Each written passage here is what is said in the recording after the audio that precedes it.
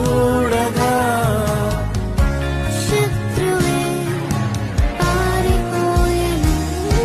విముఖ కాంతియే నా ధైర్యము, విముఖ కాంతియే నా బలము, విముఖ కాంతియే నా ధైర్యము, విముఖ కాంతియే నా బలము, విముఖ కాంతియే